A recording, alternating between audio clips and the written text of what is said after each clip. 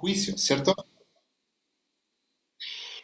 Judá también fue atacada dos veces en este contexto, se ve, de la carta, del libro, perdón. La primera fue con la destrucción de las ciudades que están alrededor. Entre ellos, como la ciudad de Loquis es arrasada. Pero también, posteriormente, en el 701, Jerusalén fue sitiada, y vamos a hablar más de eso con mayor profundidad cuando hablemos de Isaías, por Sennacherib, ¿sí? Durante el reinado de Ezequías. No quiero spoilear del libro de Isaías, así que lo voy a dejar ahí, pero es muy interesante cómo las cosas están combinadas. Los dos mensajes. De hecho, hay porciones que son muy semejantes, muy semejantes. De hecho, lo que vemos del contexto es que posteriormente Dios va a salvar, ¿cierto? Que eso es lo que podríamos ver del texto de Isaías, por medio del ángel del Señor, destruyendo 185.000 soldados asirios, cuando lo hizo por su propio poder, ¿cierto? Y eso en el periodo del rey de Ezequías, y eso aparece en Segunda de Reyes. Tenemos entonces a Dios como alguien que está enojado con su pueblo por su maldad. Y hay un constante aparecer de un llamado a como una primera intención de cómo la situación puede cambiar. Y yo no sé si se fijan, los invito a que abran sus Biblias, que tengan Miqueas abierto y vayan como por todos los capítulos avanzando y vean cuántas veces aparece el tema de oír, oír, oír, constantemente. Porque Dios ha hablado, ¿cierto? Dios se levanta y Él va a hacer juicio. No hay una forma de evitar el juicio de Dios, que es inminente, pero hay un cambio de actitud que es necesario. Porque el pueblo estaba actuando, especialmente las clases más acomodadas, con mucha injusticia. Un tema central es la injusticia social. En el reinado de Usías, estamos hablando de la primera mitad de ese siglo, y él escribe en la segunda mitad del siglo 8 antes de Cristo, la primera mitad, hay un periodo de cierta prosperidad en Judá. Y de ahí surge una clase comerciante. Y yo sé que uno tiende a aplicar criterios más recientes, ¿cierto? Siglo pasado, de nuestro siglo, al respecto de política. Pero aquí estamos atendiendo con injusticia social el pecado en sí. Gente que se aprovecha de otras personas. Gente que usa sus recursos para presionar a las personas que tenían, no sé, trabajar la tierra para sostenerse. Pero en paralelo, manteniéndose una falsa religiosidad, muy dado al rito, muy dado como a la apariencia religiosa. Es mi apreciación sobre, por ejemplo, cómo son los narcos, ¿no? Cuando uno ve, no sé si ustedes ven series así, pero se ve en una serie un narco así, hace atrocidades y luego va a misa, participa ahí, es un excelente hijo, le compra todas las cosas a la mamá, se porta súper bien así. Pero eso no es religiosidad verdadera, que no es fe verdadera, ¿cierto? Hay falta de integridad. Ante la falta de integridad del pueblo, Dios va a estar mostrando su integridad. El propósito del mensaje profético lo vemos en particular en Miqueas 3, versículo 8. Miqueas 3, versículo 8 dice: mas yo estoy lleno, ¿sí? Miqueas está hablando, lleno de poder del Espíritu de Jehová y de juicio y de fuerza para denunciar a Jacob su rebelión y a Israel su pecado. Ahí vemos cómo él se revela o sea, cómo él muestra el pecado del pueblo. Si avanzamos por los capítulos, vamos a ver cómo están estas maldades, ¿cierto?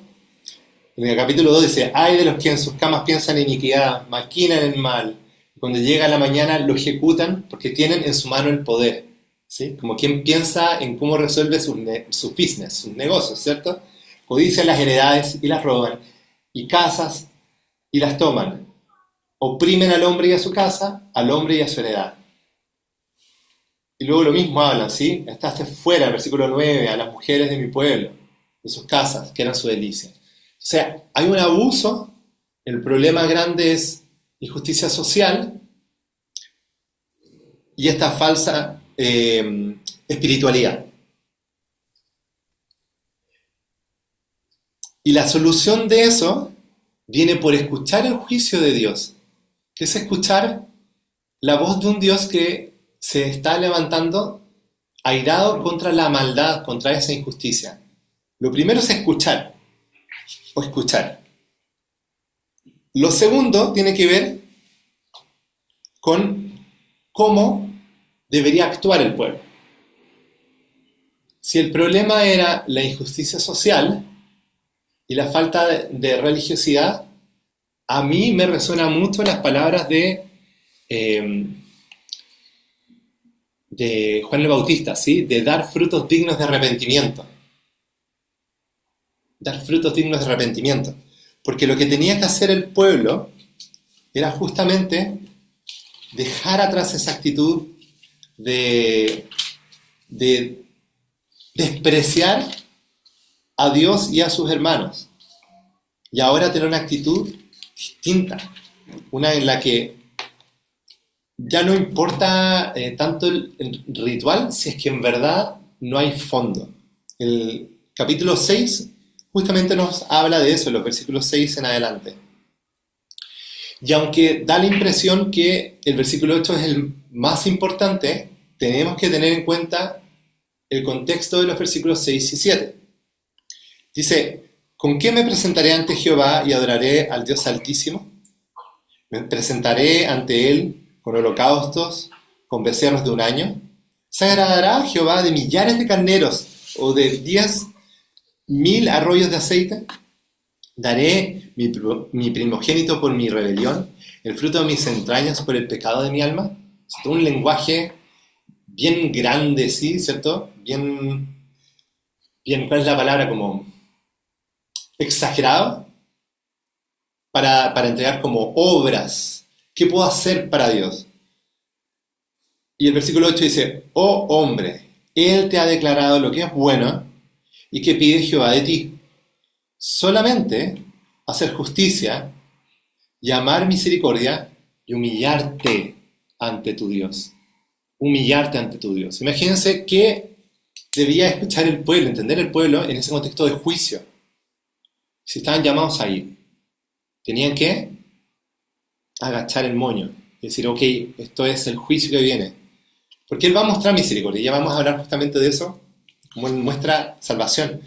Pero sí, quería invitar a alguien que haga una lectura. Si alguien puede buscar Deuteronomio 10, versículos 12 y 13. Deuteronomio 10, versículos 12 y 13. Yo no sé si aparece citado aquí.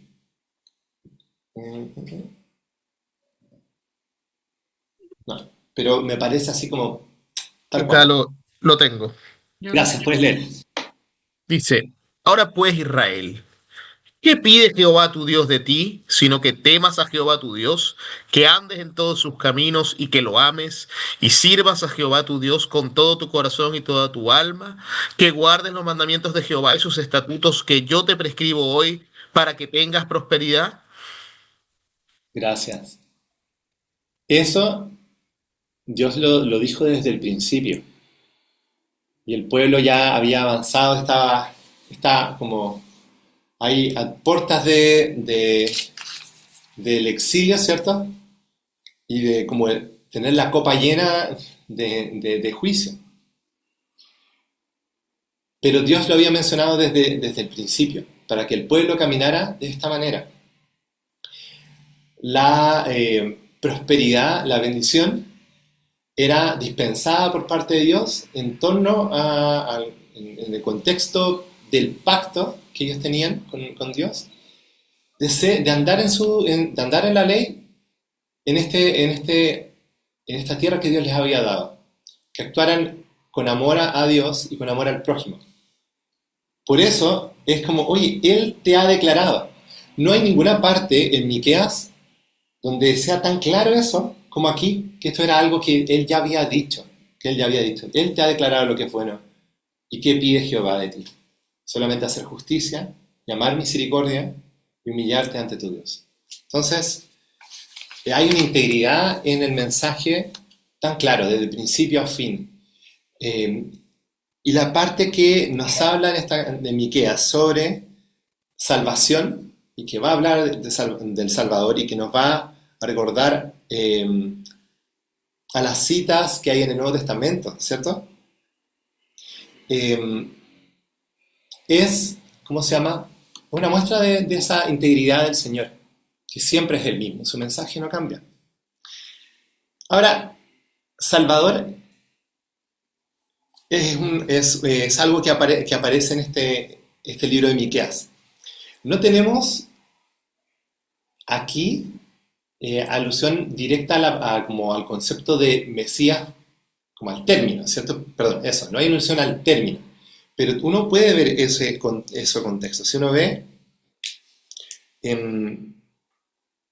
vamos a ver el capítulo 2, versículo 13.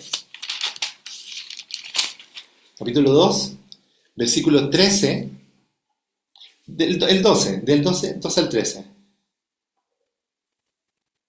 Hay un sentido de salvación por parte de Dios en medio, ¿cierto?, de este juicio, pero que va más allá de hablar de una salvación general, apunta a una figura, ¿cierto? Así que les pido que alguien pueda leer capítulo 2, versículos 12 y 13.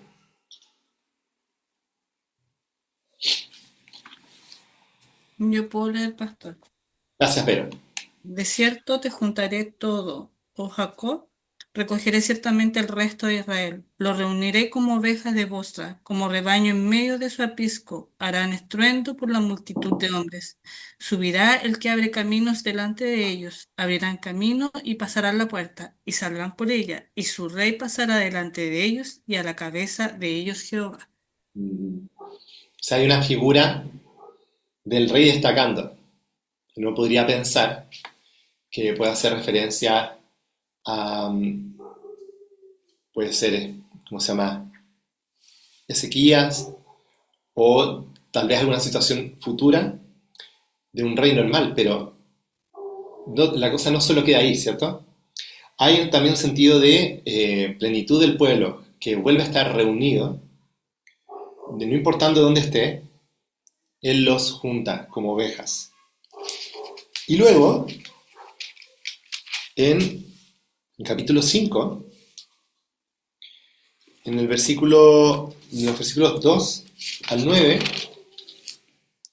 tenemos también esa idea de alguien que gobierna, ¿sí? Que viene a traer, ¿cómo se llama?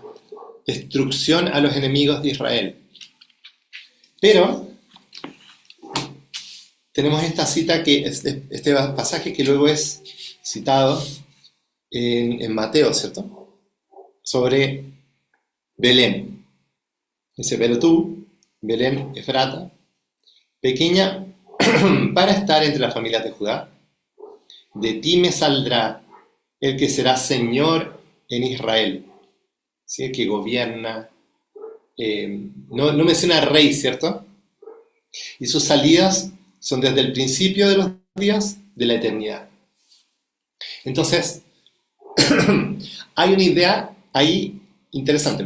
Primero, ¿por qué Belén Efrata? ¿Tienen alguna idea? ¿Por qué Belén Efrata?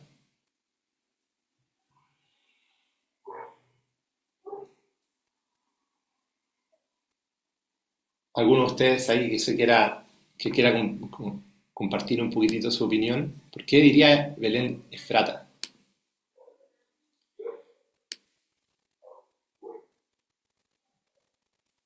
¿Por qué es importante a esta altura de, ¿cómo se llama? De la Biblia o de la revelación progresiva, el lugar de Belén?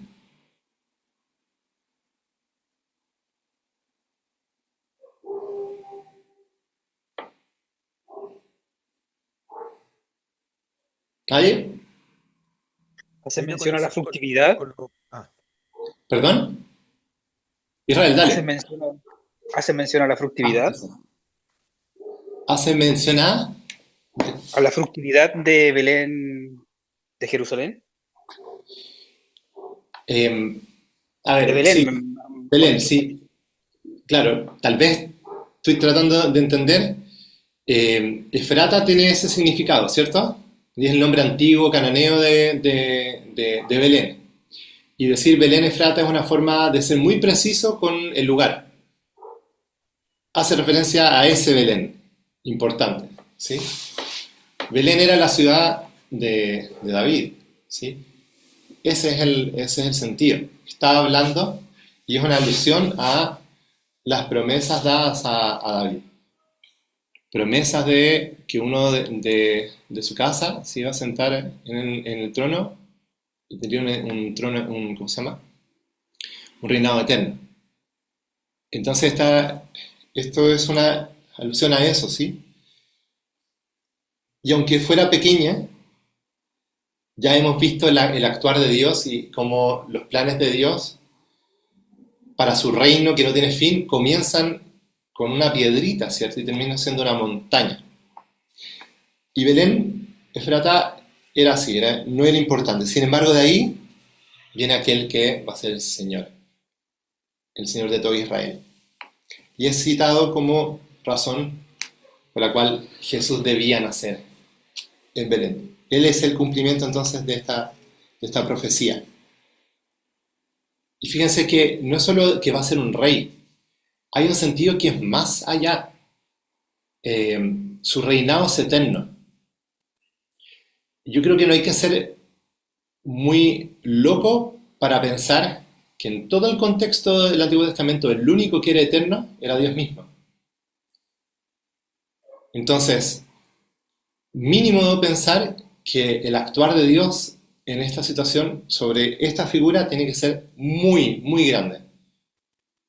Pero alguien que tiene un reino eterno es alguien que tienen algo de la naturaleza divina. Tal vez no se entendía tanto, pero como les he dicho en otras clases, para el siglo I había estaba este entendimiento de más de un poder en el cielo.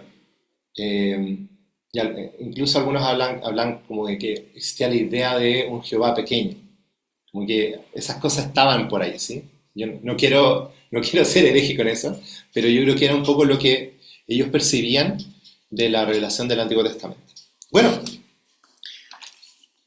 quiero llegar hasta por aquí con Miqueas para poder saltar a hablar sobre Isaías. ¿Alguien quiere mencionar algo? ¿Algo que creen que se me escapó? ¿Alguna cosa que quieran Solo algo pequeño. compartir? Solo, ¿Israel?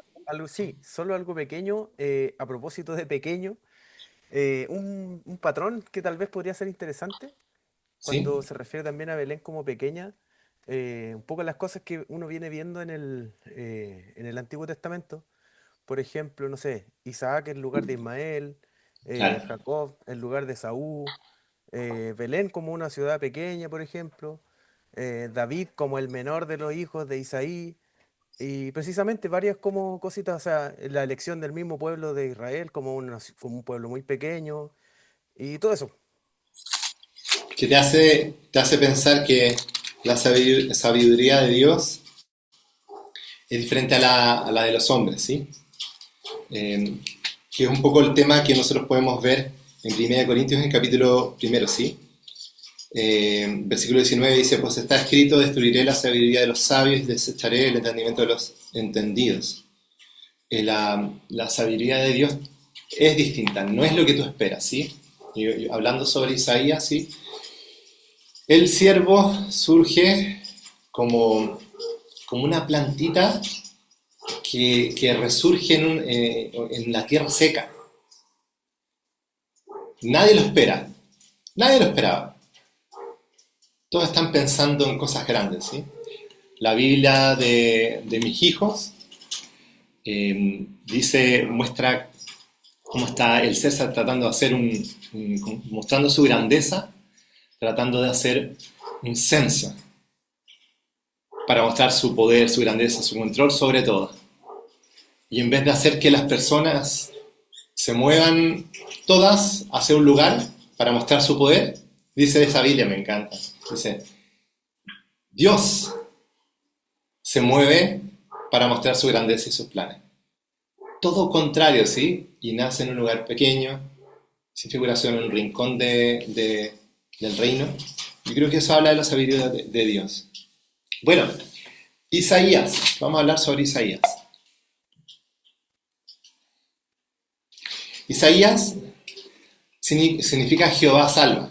Es muy similar a los nombres Josué y Jesús. Es maravilloso que un libro que esté tan lleno de esperanza mesiánica tenga como autor a Isaías. Él escribió en la segunda mitad del siglo, como yo les decía, tal vez un poquito antes que Miqueas, el 740 más o menos, hasta el 700.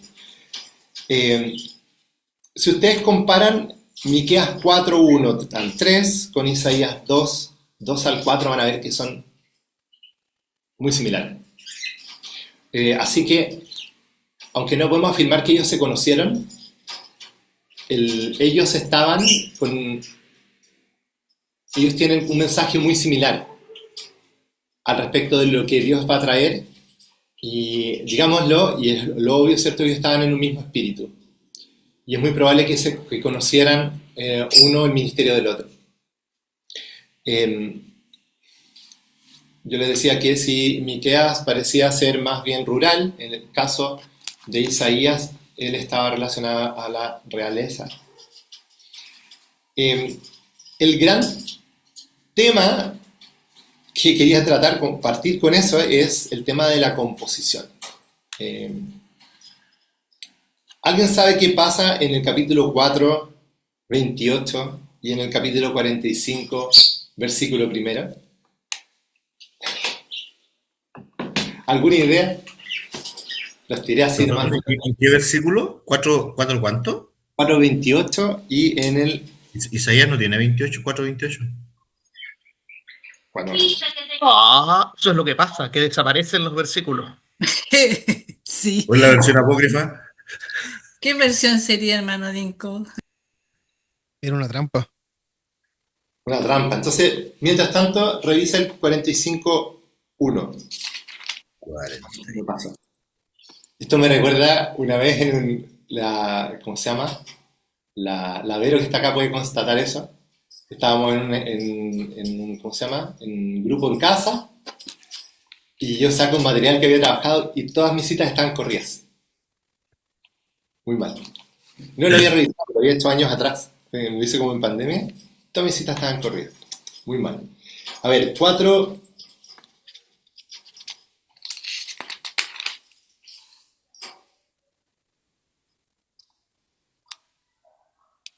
estoy en el 5. A ver si no tenemos... Ahora pasa. Tal vez no era el capítulo 4, pero si ven el 5, o sea, el 45:1, ahí con seguridad. 45:1. Y después tengo que revisar cuál era la cita.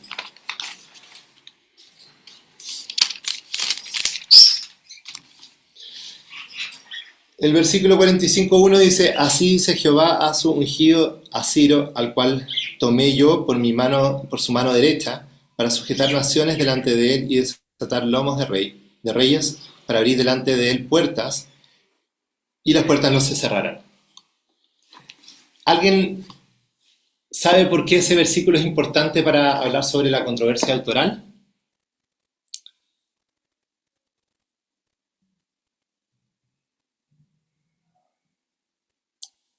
¿Alguna idea?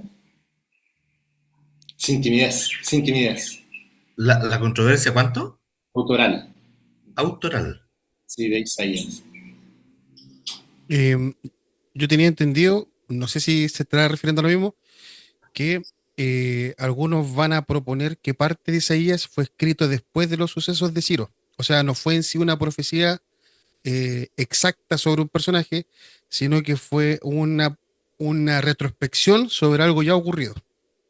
Claro, pero pensándolo como lectores, ¿sí? Tú tomas la Biblia y lees. Pero tú, además de eso, eres un perito en la historia. Sabes mucho de historia antigua. Entonces vas a saber que Isaías y Ciro no son contemporáneos. Ese es como el tema, ¿no? De ahí se genera la controversia. Que Ciro es citado por nombre y él vivió, no sé, 200 años después. Algo así. Entonces, eso genera ciertas tensiones.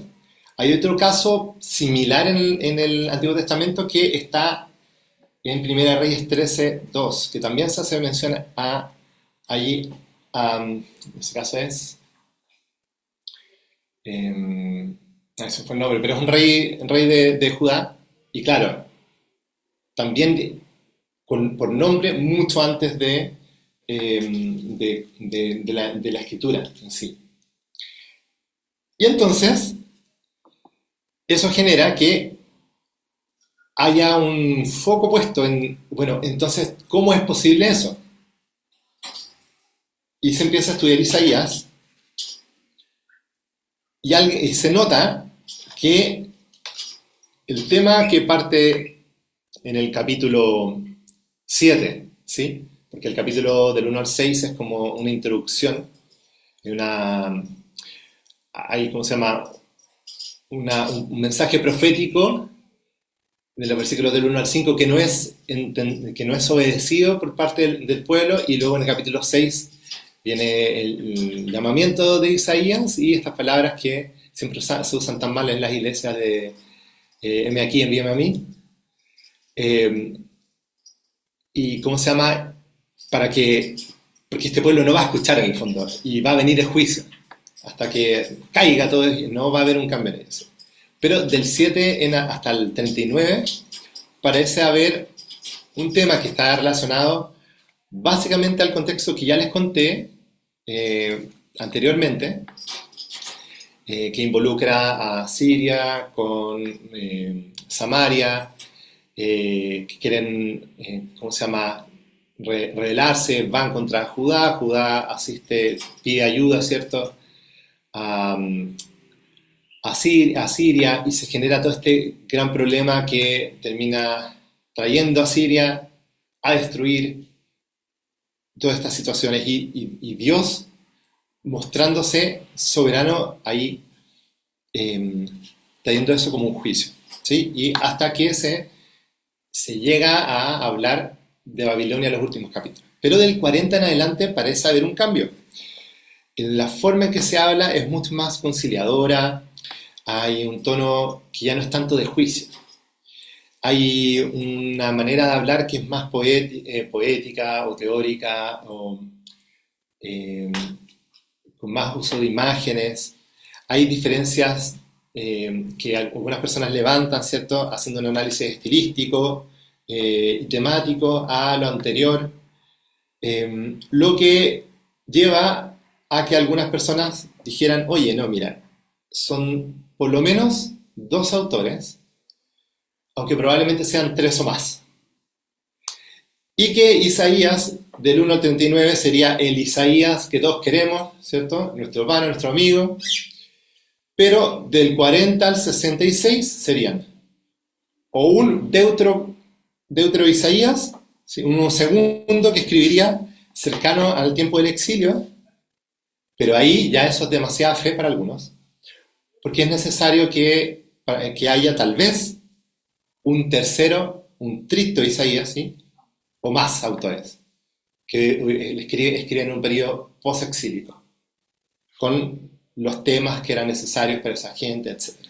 Y si ustedes ven los temas, claro, Hay algo claro en relación al periodo en que Asiria es amenaza, que son lo que está en los capítulos del 1 al 39. Del 40 en adelante hasta el 55 es Babilonia. Y luego, efectivamente, son palabras dadas ya no para los del exilio, sino para aquellos que vuelven, o lo que la esperanza de Israel post-exilio. Y eso parece muy categórico para algunas personas. Yo vuelvo a decir lo que mencionaba cuando hablaba sobre Daniel. El problema es creer en que Dios tiene poder y es soberano, y que Él conoce todo. El problema es ese, porque cuando entramos con una actitud de juzgar en base a evidencia simplemente, y no tomamos la Biblia como palabra de Dios, caemos, en algunas situaciones como esta. Entonces, sí, quiero darles una lista de contraargumentos, porque creo que, a pesar de que en Isaías hay temas maravillosos para tratar, estaba pensando en qué podría ser lo que más les aportara, y creo que salir sólidos con esto es algo bueno. Lo primero que quiero mencionarles es lo obvio. El versículo 1.1 lo que dice es que el autor es Isaías y no otro. Eso es lo obvio, ¿cierto? Y eso va a tener, otras cosas para adelante. Pero el libro dice que su autor es Isaías y el libro no hace mención a otros autores. ¿Tenemos libros en el Antiguo Testamento con varios autores? Sí, tenemos libros con varios autores y salen escritos incluso sus nombres. Pero este no es el caso de Isaías.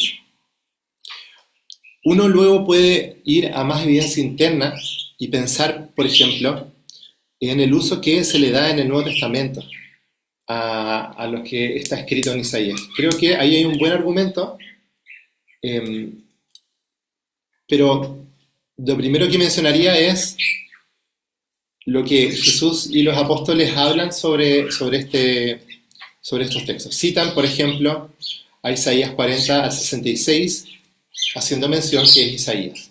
Voy a tomar un pasaje que es muy importante que está en Juan para hablar sobre eso, pero luego ustedes pueden ver que de esa manera en Mateo 3.3 se hace mención a Isaías hablando y hace referencia al capítulo 43, ya no a la primera sección.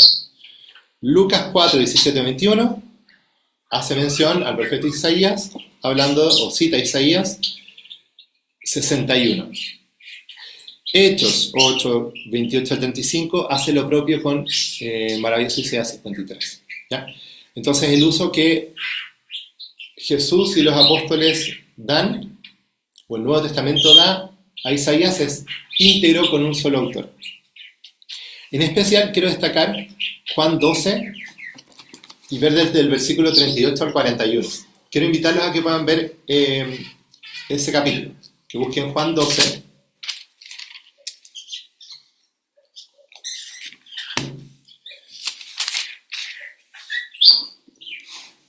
Versículos 38 al 41. Bueno, dando un poquito de contexto, voy a partir arriba. Dice, estas cosas habló Jesús, y se fue y se ocultó de ellos. Pero a pesar, versículo 37, de que habían hecho tantas señales delante de ellos, no creían en él, para que se cumpliese la palabra del profeta Isaías. ¿Sí? Algunos piensan que Juan escribe de una manera distinta, ¿cierto? No solamente narra hechos, pero él les enseña, como que estuviera predicando. Y dice, para que se cumpliese la palabra del profeta Isaías, ¿sí? Que dijo, Señor, ¿quién ha creído nuestro anuncio? ¿Y a quién se ha revelado el brazo del Señor? ¿Saben de dónde es esa cita de Isaías? Sin mirar, si lo saben. Que lo tiene la Biblia, el 53. El 53. Claro, ese era el 53. Entonces, fíjense que está diciendo que el profeta Isaías es el autor de Isaías 53. ¿Ya? Importante porque la primera edición, esto va en contra de la visión de varios autores, ¿sí? Pero luego, en el versículo 39 y 40 dice, por esto no podían creer, porque también dijo Isaías, ¿ven? ¿No? También dijo Isaías, ¿qué dijo? Versículo 40, cegó los ojos de ellos y endureció su corazón para que no vean con los ojos y entiendan con el corazón y se conviertan y yo los sane. Y eso también es un pasaje muy conocido, que es el capítulo 6, ¿sí? Bueno, ya puedo más adelante hablar un poquitito de eso. Entonces, primero cita Isaías 53, que sería de otro Isaías. Luego cita Isaías 6, 10, nuestro pana, el Isaías que todos quieren. ¿Ya? Y luego Juan 12, 41 dice, Isaías dijo esto cuando vio su gloria y habló acerca de él. Me gusta eso porque junta, primero cita un Isaías, digámoslo así, tomando esa posición, después dice el otro Isaías, y luego dice, Isaías dijo todo esto, o sea que son la misma persona, no hace una alusión a que es uno u otro. Y tal vez usted puede decir, eso es obvio.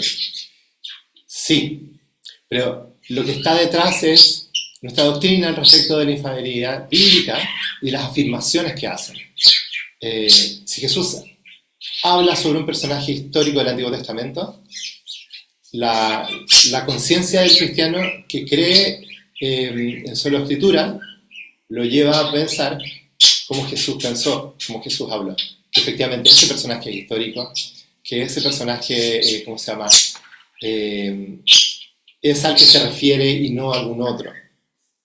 Entonces, a mí me gusta mucho ese argumento, pero hay más. Hay pruebas, pueden buscar sobre eso si quieren, pero hay pruebas de que el libro de Reyes, que se terminó más o menos a mitad del periodo del exilio, usó Isaías como fuente. Por lo tanto, Isaías debió ser preexílico.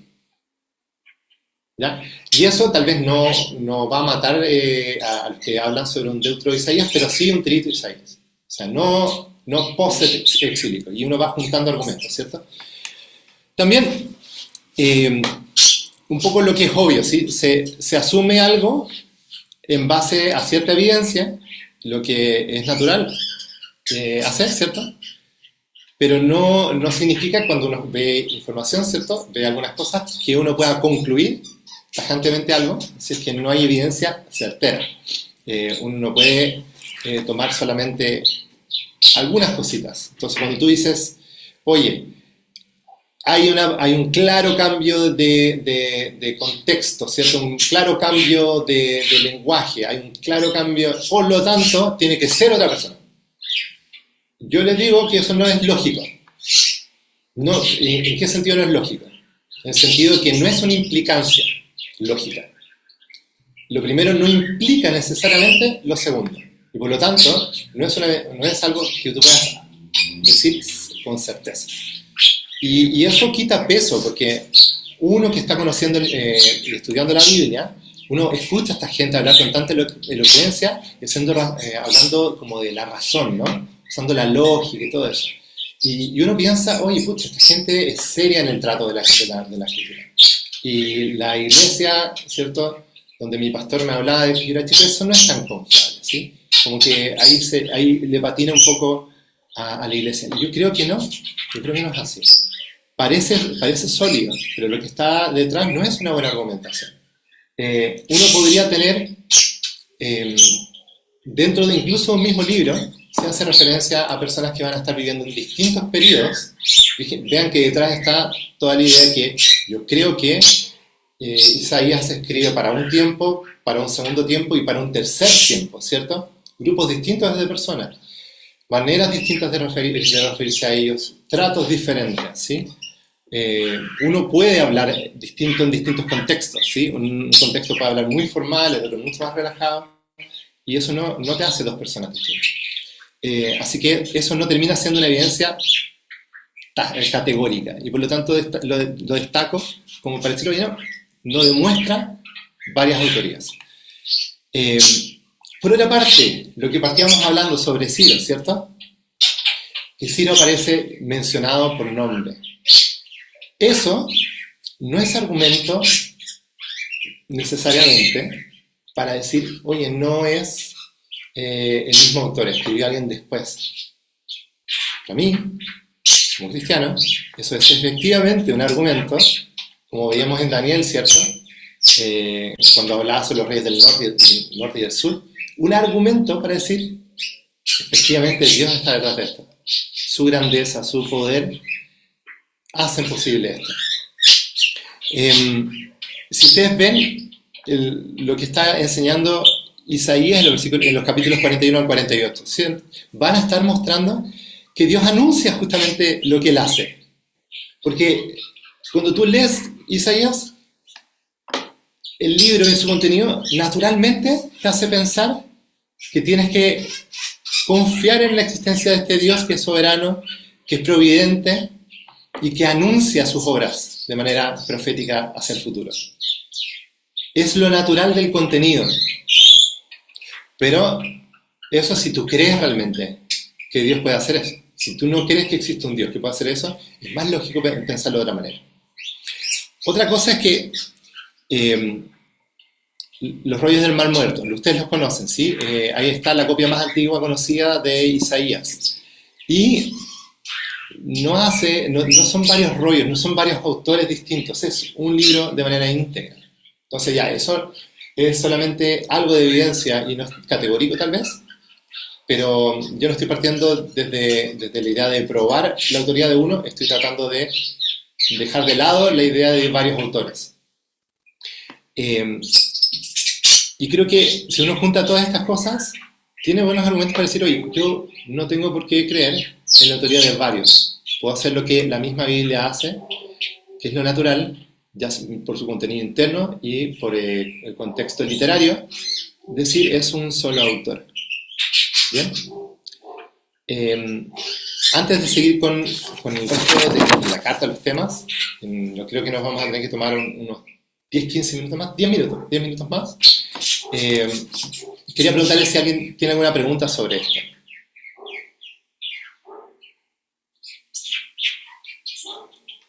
¿Algo que quieran preguntar? ¿No? ¿Comentar? Respecto al texto que tal vez delante no era el 428, tal vez era el 4428, porque como estábamos Claro. hablando de Ciro, en el contexto que está hablando de que Jehová es el Redentor de Israel, El 44. y empieza con, por ejemplo, el 24 dice así, dice Jehová tu Redentor, que te formó desde el vientre y todo eso, y en el 28 dice que dice Ciro, es mi pastor y cumplirá todo lo que yo quiero, al decir Jerusalén serás edificada y al templo será fundado. ¿Será ese? Ese es. Son las alusiones del libro a Ciro, lo que causa esta extrañeza. Entonces, sí. Bueno, muchas gracias, Israel. Ahí quedó corregido. No tuve que corregirlo. Bueno, el contexto ¿cómo se llama? El libro es este mismo, ¿cierto? De dos grandes eventos. El primero es lo que nosotros vemos desde el capítulo 7 al 12 más o menos, que tiene que ver con la invasión de Tiglat-Pileser. Siempre me suena como Pileser, en el 732 a.C., y que tiene que ver con esta idea de que Siria y Samaria, en lo que nosotros conocemos como la guerra siro-israelita, entre el 735 y el 732, van contra Judá. Y Judá, y aquí, ¿saben qué rey es el que hace esto? Pide ayuda a Siria. A Siria.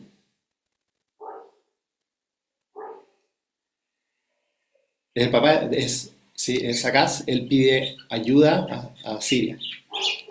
Y eso es una muestra de desconfianza al Dios del pacto. Desconfianza en el Señor. Y eso conlleva grandes problemas para adelante. El segundo gran tema de contexto es lo que va a ser la invasión de Sennacherib, que ya les mencioné, a Judá en el 701, durante el reinado de Ezequías. Esto uno lo puede ver justamente en la división grande del libro. Uno ve estos temas tan presentes. Uno mira, ¿cómo se llama? Los capítulos, y los primeros 5 tienen varios oráculos, ¿cierto? Varios mensajes. Algunos piensan que tal vez hayan sido previos al periodo de Isaías. ¿Por qué? Porque en el capítulo 6 está el llamamiento de Isaías, ¿cierto? Entonces, como extraño. Pero ese llamamiento de Isaías no implica que él no haya tenido antes una función profética. Perfectamente, los primeros 5 capítulos pueden ser, entonces, como les mencionaba antes, un grupo de mensajes que él trae para el pueblo no hace caso, y entonces en el capítulo 6 aparece este juicio de Dios, que entonces como que concluye esta introducción, donde Dios trae juicio a Israel. Luego del 7 al 12, vemos que Acaz en verdad no confía como debería en el Señor. Lo que está detrás es todo el tiempo el tema de la integridad de Dios como un Dios fiel, como un Dios que es poderoso para salvar, como un Dios que tiene en control todas las cosas. Y que Acaz buscara otras ayudas, entonces trae como todas estas dificultades. Y ahí entonces, por una parte, juicio, pero también se muestra en medio esperanza futura. ¿Por qué? Porque bueno, Dios, a pesar de la infidelidad de Acaz, Dios es el Dios del pacto y Él es fiel. Entonces, su infidelidad no va a destruir o anular el pacto. En los capítulos 13 al 23, lo que nosotros vemos es mostrando a Dios como control sobre las naciones. Son como profecías hacia las naciones. Entonces, lo que pasa con Siria, o Damasco, ¿sí? O Israel, que es, ¿cómo se llama? Samaria, es que ellos no logran sus objetivos. Luego Asiria quiere invadir y no logra sus objetivos, ¿sí? Y entonces eso muestran que Dios tiene un poder que trasciende a los poderes de este mundo. Los capítulos 24 a 27 concluyen esa parte y muestran ¿cómo se llama? Cómo Dios libera a Israel de la destrucción de sus enemigos. Del 28 al 33, ahora estamos tratando sobre el periodo de Ezequías, ¿sí? Al principio, Ezequías imita a su padre al buscar auxilio en naciones poderosas y busca tener una alianza con Egipto. Eso lo vemos en los capítulos 30 al 31. Pero luego él deja esa actitud, deja eso, ¿sí? Y empieza a confiar en Jehová. Y nos vamos a ver cómo entonces el capítulo 33 va a mostrar cómo son liberados los justos en Sión. Capítulos 34 y 35, ¿sí? Muestran el juicio contra los enemigos de Israel. Los capítulos 36 y 37 llegan justo cuando Ezequías pide auxilio para que el Señor destruya a los ejércitos de Sennacherib, ¿sí? Como ya le hacía referencia a Segunda de Reyes, capítulo 19-35, donde aparece esa situación.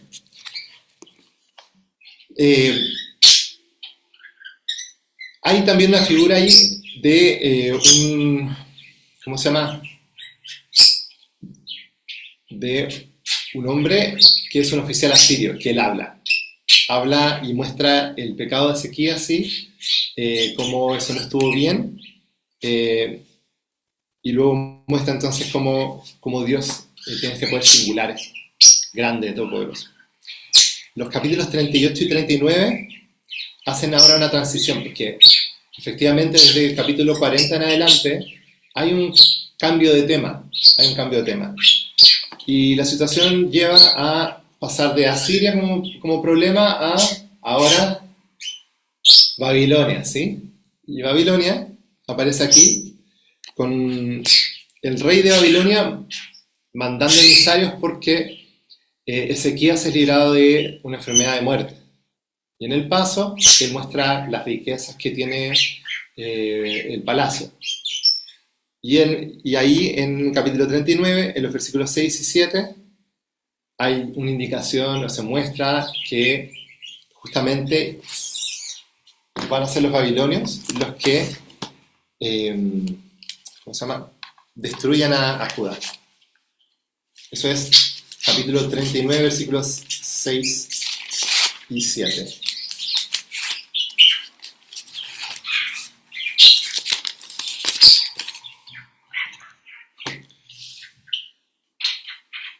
Dice el 6, he aquí vienen días en que será llevado a Babilonia todo lo que hay en tu casa y lo que tus padres han atesorado hasta hoy. Ninguna cosa quedará, dice Jehová, de tus hijos que saldrán de ti y que habrás engendrado tomarán y serán eunucos en el palacio del rey de Babilonia.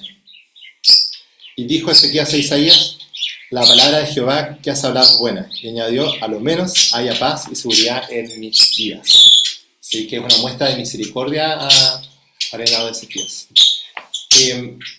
Bueno, hasta ahí con la primera sección, ¿cierto? La segunda parte de Isaías nos va, que podemos decir de 40 al 55, nos va a mostrar entonces palabra para aquellos que están en el exilio, ¿sí? Yo creo que el capítulo 40 es un capítulo bien icónico de Isaías. Tengo una pregunta. ¿Les molesta mucho el sonido del pajarito que tengo atrás? Efraín dice que no. Ya, si a alguien le molesta mucho, me avisa, yo lo saco, que es para no parar ni perder tiempo. Fino. Bueno, entonces, claro, ya se había anunciado en el capítulo anterior que venía el juicio y entonces lo que nosotros vemos en el capítulo 40 es este mensaje de consuelo. Ya, es así como comienza, ¿cierto? Y que termina hablando del poder del Señor y esa esperanza que supera más allá de creer que Dios simplemente da fuerzas para que termines bien esta clase, duermas y mañana tengas un buen día de trabajo.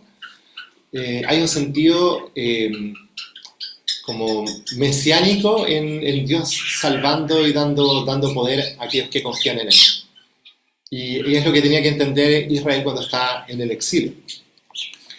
Así que uno ve los capítulos 40 al 55 y muestra los temas de que se va a acabar este exilio. Se habla sobre como el despropósito de los ídolos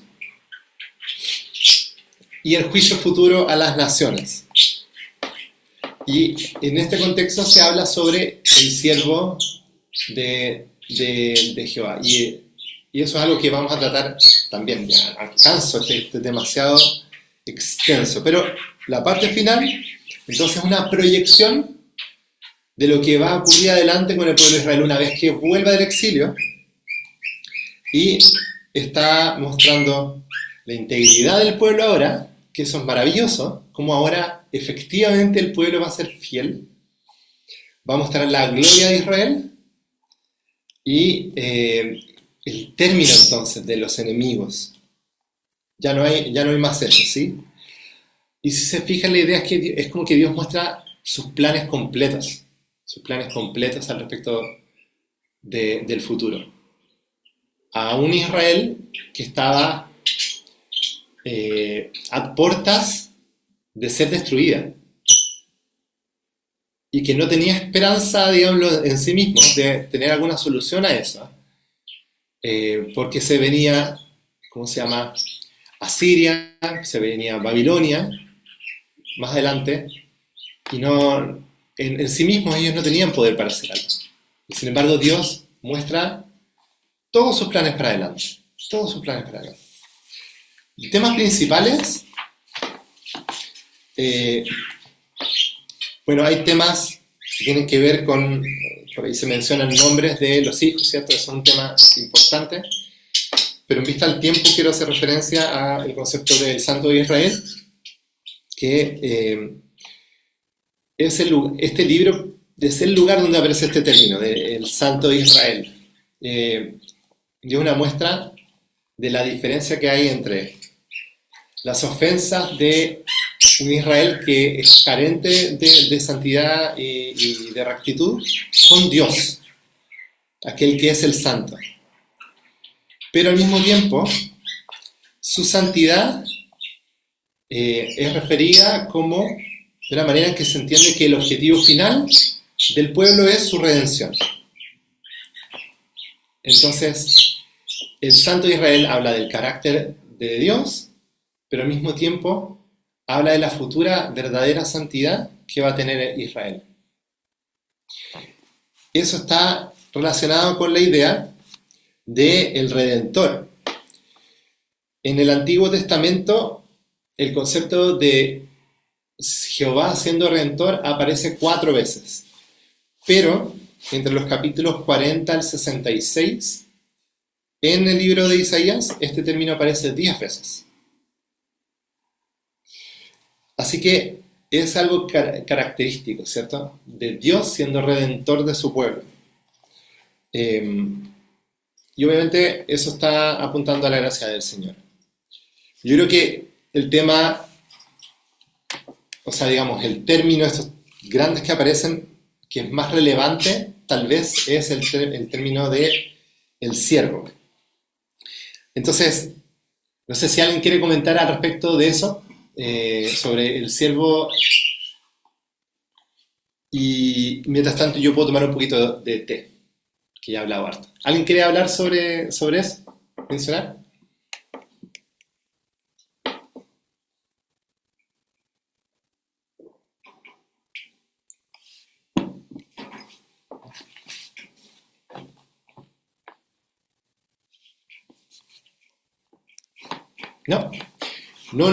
No sé, yo me imagino que hay capítulos que para ustedes son llamativos esto, pero cuando hablamos del siervo, lo primero que uno piensa es que se aplica al Mesías como tal, pero en verdad el concepto aparece presente para Israel y también para la figura de Ciro.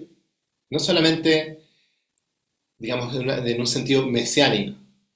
Los judíos dicen que Isaías 53 hace mención justamente a Israel mismo. Lo que la verdad no es posible por el contenido mismo del capítulo, ¿sí? Israel va a pagar por los pecados de su pueblo. Es algo que no tiene sentido. Pero nosotros vemos que hay ciertas secciones que son llamadas como los cánticos del siervo.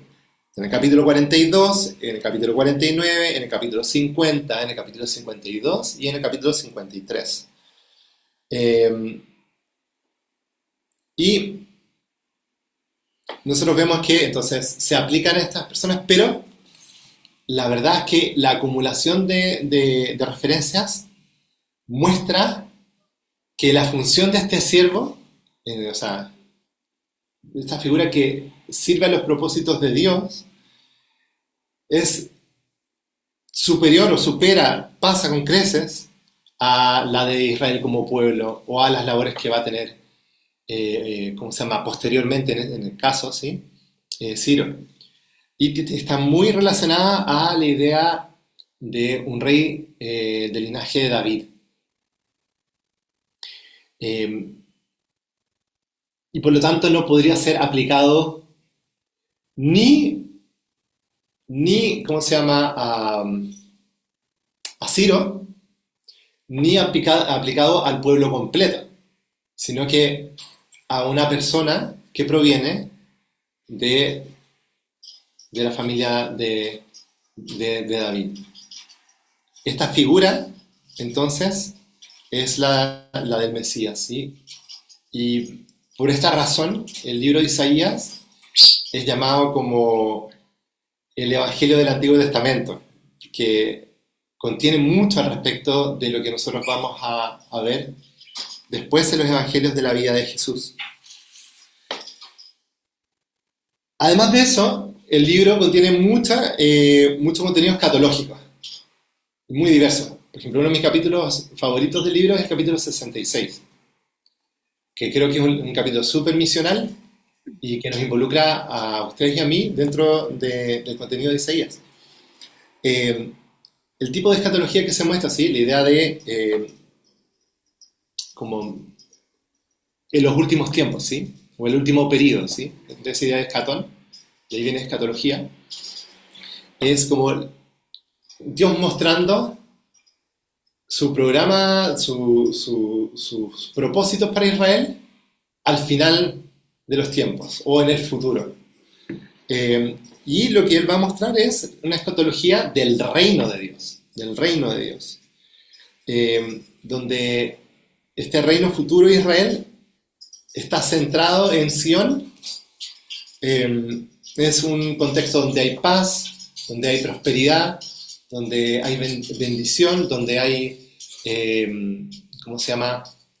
Donde el carácter del pueblo, como les decía, es distinto al que ha sido históricamente, porque hay una perfección ahora. Dios haciéndose cargo, donde el que reina es Jehová, y es en Judá, donde, o en Israel, si quieren ampliarlo, donde está la bendición, donde se va la bendición. Pastor, Aida, sí. ¿Qué voy a Pastor, escuchar? sí, usted estaba hablando del capítulo 53, donde se habla del siervo, Sí, y se refiere a Cristo, ¿cierto? El siervo, claro. Sí. porque en Hechos 8, del 32 al 35, hay un pasaje ahí donde el etíope estaba leyendo Isaías 53. Y Felipe fue enviado ahí a hablar con este etíope y a poder esclarecerle porque él no entendía lo que leía. Claro. Entonces es el mismo pasaje de Isaías 53 que Felipe le mostró quién era el siervo, porque él preguntó, ¿de quién se habla estas cosas? ¿De quién está hablando? ¿Del profeta o de algún otro? Claro, y Sí. allí Felipe le mostró y él creyó y fue bautizado. Un etíope y un eunuco fue uno de los primeros bautizados. Es algo, y que no es judío, no es, bueno, Y esta es las cosas de Dios son maravillosas, ¿sí? El Señor va a llamar y va a ser sacerdotes de todos los pueblos. Bueno, sí, justamente Isaías 53, el Nuevo Testamento, ¿cómo se llama? Nos da entendimiento, ¿sí? Sí. Que hace referencia a la persona de Jesús en particular, sin dar posibilidad a duda. Internamente al libro también no es suficiente pensar que se refiere a Israel ni que se refiera a Ciro, porque tiene que ser alguien del linaje de David. De David. Y la manera en que está hablado todo es una manera como una sola persona, porque hay referencia en el mismo capítulo a ideas de pueblo, pero es una figura singular que recibe entonces el sufrimiento para la salvación de ellos. Entonces, por todas partes, no sé si ustedes han visto, pero hay un canal que se llama Subit B, creo, que es de un judío que se convirtió en Israel y él muestra en hebreo secciones de Isaías 53 a las personas que están ahí y les pregunta, ¿esto es Antiguo Testamento o el Nuevo Testamento? Y los judíos dicen, eso es Nuevo Testamento, claramente. Y usted, nada, el profeta Isaías. Es claro, es evidente. Si no hay argumentación así, porque dentro del judaísmo la interpretación al respecto de Isaías en particular con esto viene de Maimónides, que es como la gran figura que busca echar por tierra la argumentación cristiana diciendo no, es el pueblo de Israel. Pero la lectura natural del texto te hace pensar en la figura de un Mesías, de este siervo. Yo llegaría por hasta ahí, porque son las 10:22 minutos.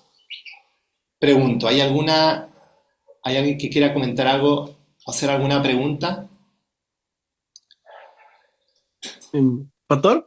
Vani, hola. Hola, Pastor. Bendiciones. Sí, no solamente algo pequeño, un comentario sobre el énfasis, como usted también decía, sobre la santidad que se mira en Isaías, y yo creo que la experiencia que tuvo Isaías, no sé si lo comentó eso, cuando me conecté sobre el tema de el capítulo 6 de la visión de Isaías, con los serafines, que habla sobre santo, santo, santo, el Dios de Israel. Y claro, y en base a los juicios, yo creo que no se debe apartar en base a esa experiencia de Isaías, de la santidad de Isaías, donde ve la santidad de Dios y también ve el pecado, porque después está el comentario que dice: ay de mí, que soy muerto, porque siendo hombre inmundo de labios. Entonces, se hace contraste de la santidad de Dios y el pecado del hombre. En base a eso empiezan a Isaías a emitir los juicios del pueblo, porque claro, ve que Dios es un Dios santo, por lo tanto, y el pueblo ha pecado, entonces hace ese contraste, y para mí eso como que me queda marcado a mí. Sí, bueno, un capítulo maravilloso ese, del llamamiento de Isaías, y como él hace lo que era obvio, ¿sí? No tolerar, sí, sabe, aquí hasta aquí nomás llegué, se acabó, porque Dios es santo, y tal vez eso sea justamente porque todo el libro va a mostrar la integridad de Dios. Dios es de una sola manera, y es muy similar a lo que yo veo en Miqueas, ¿sí? Dios es de una sola manera, Dios es íntegro, y por lo tanto Dios cumple su alianza, Él es fiel. Israel no lo es, Él es fiel. Y todo lo que viene entonces juicio, ya lo hemos visto, tiene que ver con lo que Él ya había dicho en Deuteronomio, que iba a ocurrir al pueblo si es que Él se mostraba en infidelidad. Muy interesante ver esos capítulos. En Deuteronomio, lo que pasa cuando no se guarda el pacto. Yo les decía que normalmente se usa muy mal este pasaje porque es muy particular ese llamado, y nosotros lo usamos tal vez de una manera un poco vana. Sí, heme aquí, envíame a mí. Pero lo hacemos como la idea de ir y alcanzar a las naciones, de manera muy romántica, pero el uso que tiene acá es juicio. Él va a llevar el juicio, o sea, va a proclamar el juicio de Dios, que Él no va a salvar, no va a retirar su mano va a pesar sobre su pueblo hasta que se cumpla todos sus propósitos.